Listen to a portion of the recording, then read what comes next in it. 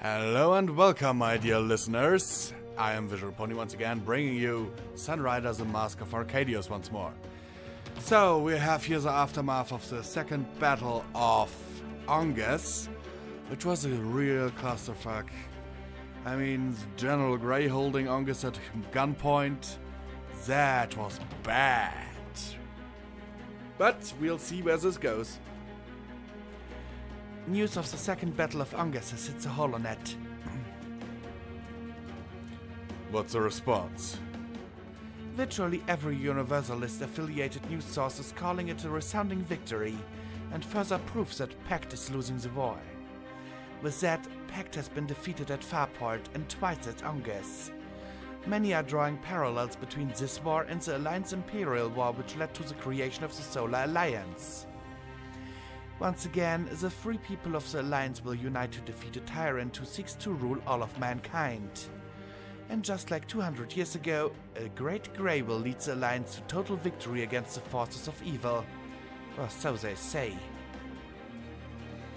In the latest opinion poll published by All Alliance News, Admiral Grey gained 4 points in his standings. He now soundly dominates the polls at 48 points against Progress candidate Friedel, 34 points. All in all, his election's hardly even a competition anymore. Are you feeling alright, Captain? Yeah.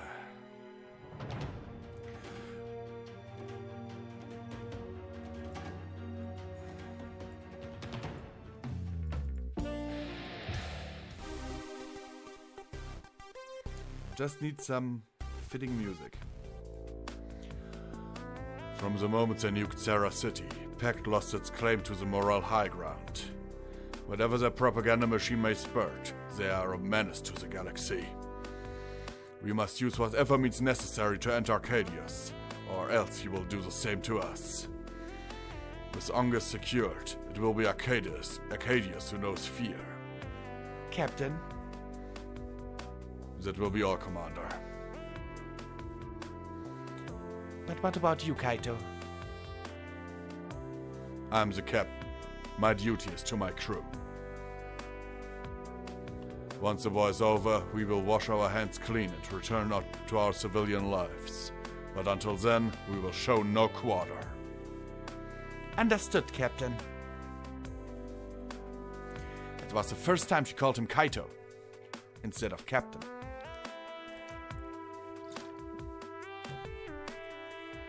Quite honestly, if I would come like on board a ship and one of my old schoolmates was my first officer, I'd be, "Hey man, long time no see, come on man."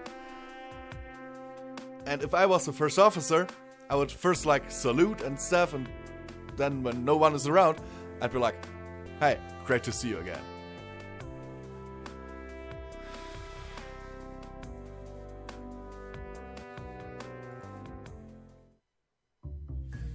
You know, just so to keep face in front of the crew, like, yeah, I'm the first officer, we don't know each other. And then when we are alone, I'd be like giving them my hand and like, "Hey, man, or girl, woman, whatever, it's great to see you again, really."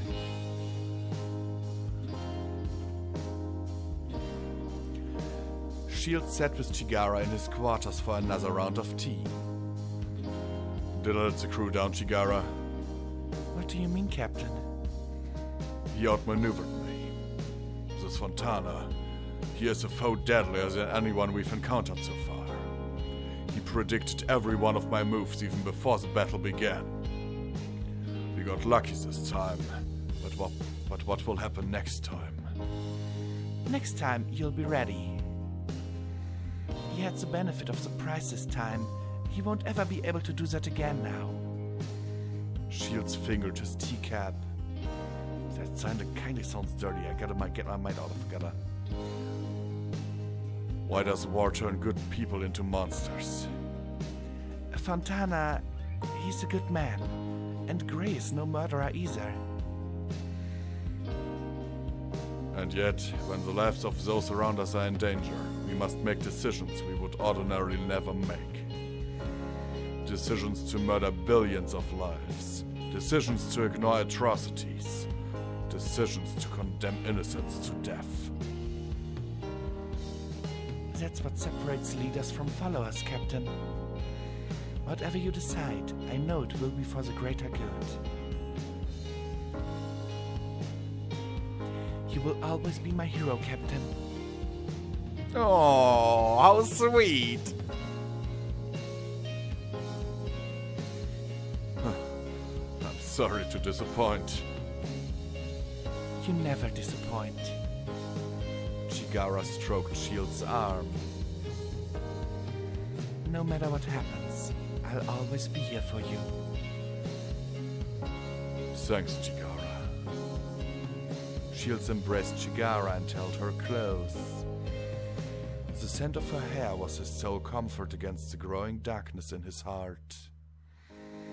This will be over soon.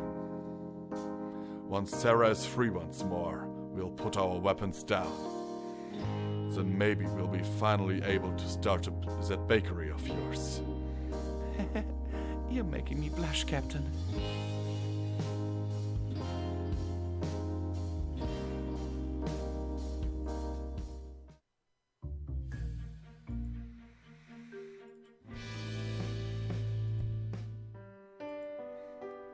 Kaito, you killed me. You killed all of us. Shields jolted awake. Murray. He stumbled out of bed and splashed himself with water. I didn't kill her. Shields uncapped a bottle of vodka and poured himself a shot. We are the greatest force of freedom in the history of the galaxy. Sit down, boy, and let me show you war. You will stand trial for your crimes against humanity. Your orders, Captain. Your orders. Your orders, sir. Captain, what do we do? I don't know. Shields gripped his glass. I don't know! Good morning. Good morning. Give me the situation. We are holding position just outside of Ongus. Investigating leads us to Cosette's current whereabouts. Further, we've received a new mission. All right. The mining union has been encountering difficulties shipping parts and equipment to the Alliance due to Pact interdiction forces. They request that we escort one of their transport ships out of Tideria until it is in warp space. That is all, Captain. Thanks for the report. Carry on, Ava.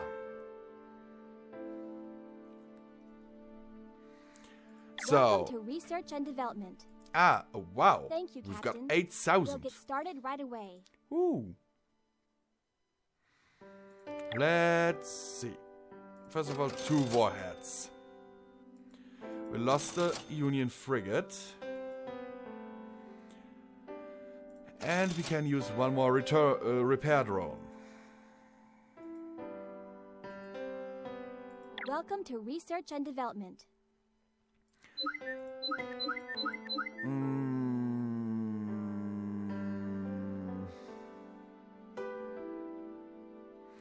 Melee accuracy.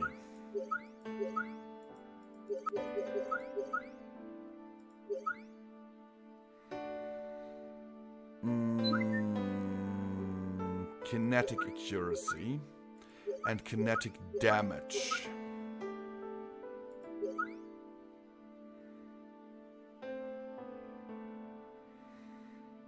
Missile energy cost.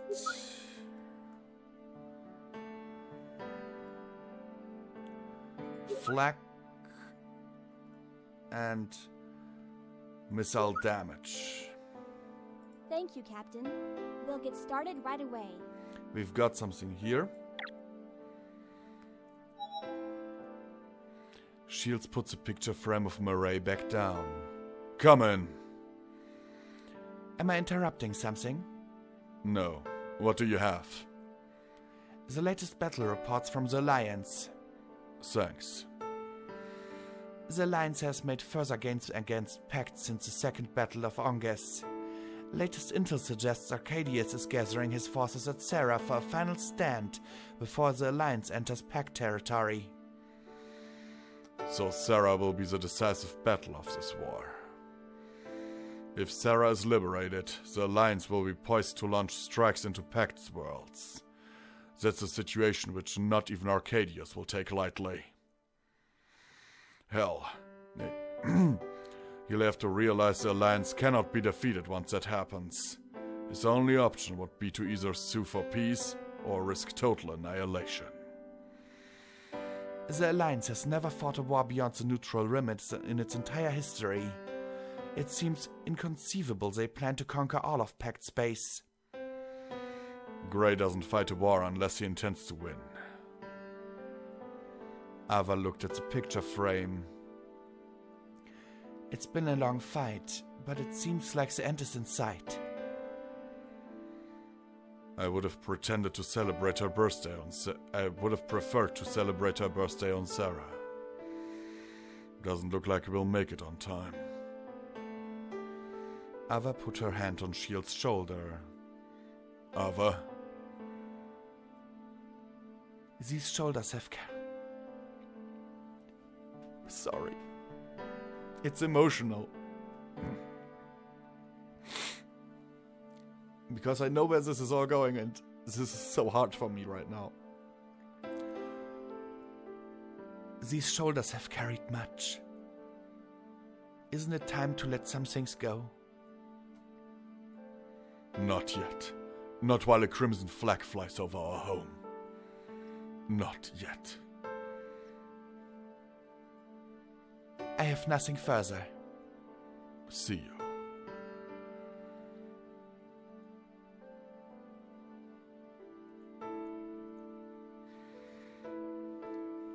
"11 years ago.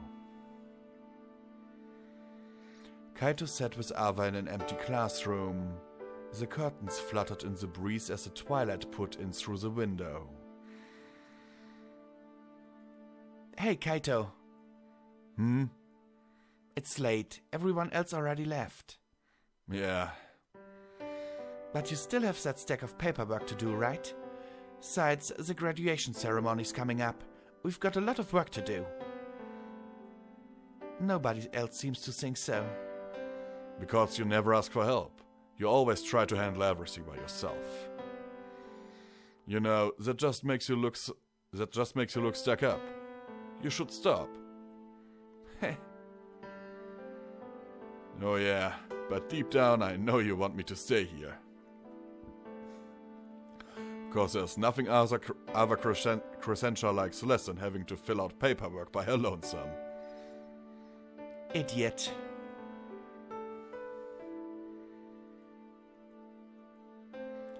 And there we go. I'd say that's good enough for today. Ava stared at the stack of paperwork. Don't worry, I'm sure you filled them all out properly.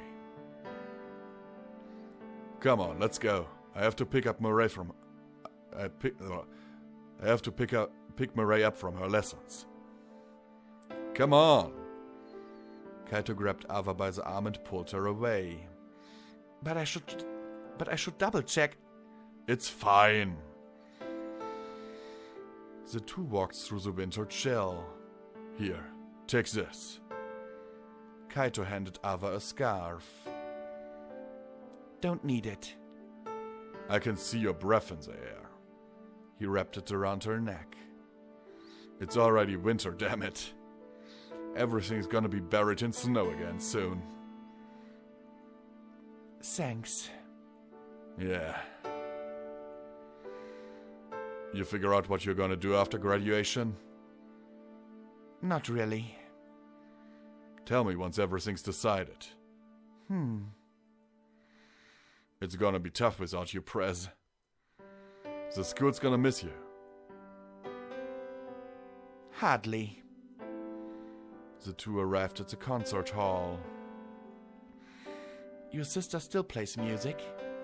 Yeah, she's gotten quite good. I should take you to one of her concerts. Kaito! Ready? Uh-huh. The three of them walked home. The maestro scolded me again for dazing off. Really? I thought he liked you. I don't think so. He's always saying I slow down too much. But I think the song sounds better that way. A snowflake fell from the sky. Oh, look, Kaito! It's snow! So it is. The next thing I know, I won't be able to go to school anymore because our door will be frozen closed. Oh, you're so weak against the cold, Kaito. We can build snow forts and have snowball fights. I can't believe we haven't figured out how to build a dome over Sarah City in this day and age. That would be no fun. Ugh. Meanie. I'll take a hot beach over the cold any day. Too bad we don't have much of that here. I bet Ava likes the snow more than you, don't you, Ava? It's not bad. See? You traitor! Idiot. The trio arrived at their apartment. Your dad's out on deployment again, isn't he? Come on, my mom wants you over for dinner. I shouldn't intrude. No choice. It's a direct order from Mom. I want Ava over too. Your dad wanted this too. Then I guess I have no choice. Thanks. Don't worry about it. The Kumbok shields from his memories. Captain, you need it on the bridge. I'll be right there. Report. I just received a Priority 1 message from the Alliance. One of their spy drones just returned a sighting of the Legion in the Helion system. Helion? That's quite detached from the theater of war. What's it doing so far from the action? Unknown. Whatever it's doing, it's not charity work. Is the Alliance already taking action? Admiral Grey has rushed 4 fleets to its last known position. We have been contacted to scout the situation before the Alliance ships arrive. Set a course. Aye, Captain. My apologies, my leader. Admiral Grey turned out a far more treacherous villain than I could have imagined. Had it not been for his vile guile, we could have liberated Ongus, rescued the princess, and sank the entire combined fleet in one stroke. Fontana, you are still but a boy. You do not know what evil lies in the hearts of the Imperialists. They are but a maelstrom of greed and perversion bubbling inside faces which only resemble men. Forgive me, I shall not fail again. Very well. Your idealism is a virtue to our cause.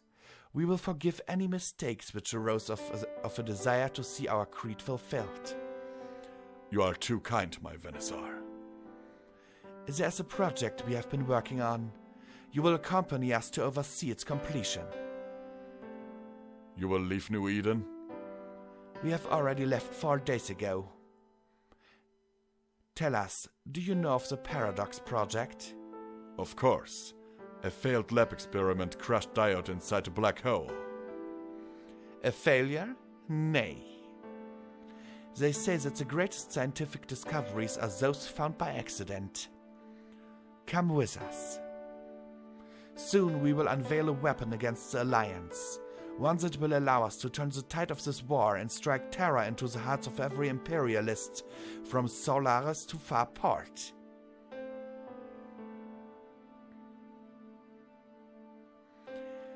Hey, Kaito, Yeah?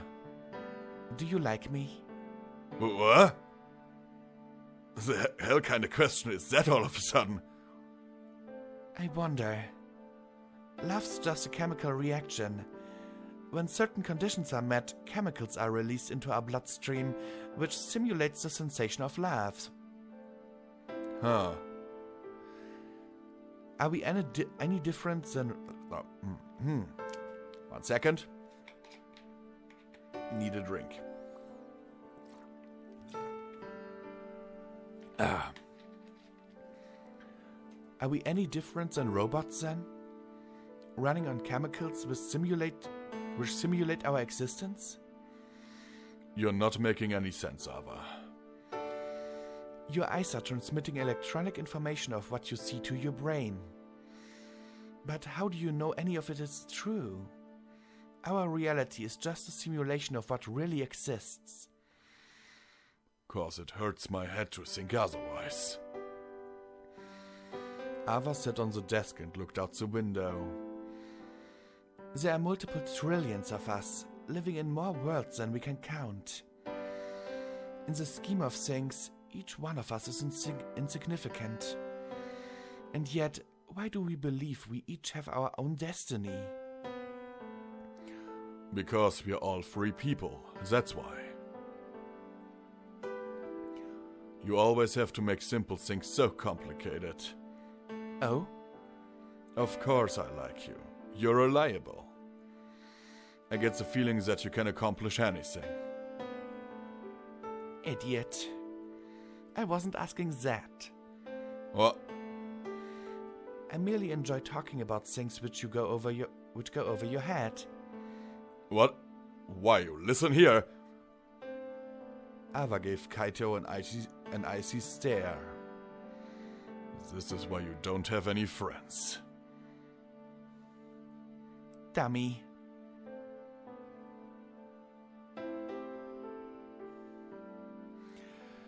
Okay, guys, I'll make a cut here. Let me know how you liked this. Let me know, by the way, also what you think about Ava and Kaito. I personally think they would make a pretty cute match. Because I'm just like that, and yeah. I think Ava might be a bit of a... I mean, I'm like that. I'm a little bit like that. I talk about things that others are uncomfortable talking about. I distinctly remember having conversations about feelings and sexuality and everything in, like, I think 6th or 7th grade with people, and they were totally uncomfortable about that. And I was like, why are you uncomfortable about that? It's something totally normal, totally natural, and it's something that interests me, that clearly interests you, but you just don't, well, it's like a taboo to talk about it. So I'm not someone... I sometimes have problems with such social situations and social nuances. So, yeah, I'm a little bit like Ava, you might say. So, sincerely yours, Visual Pony. I will see you soon, and I hope you enjoyed this. Please let me know in the comments below what you thought of this episode, what you think of the characters, and of the backstory of Ava and Captain Shields.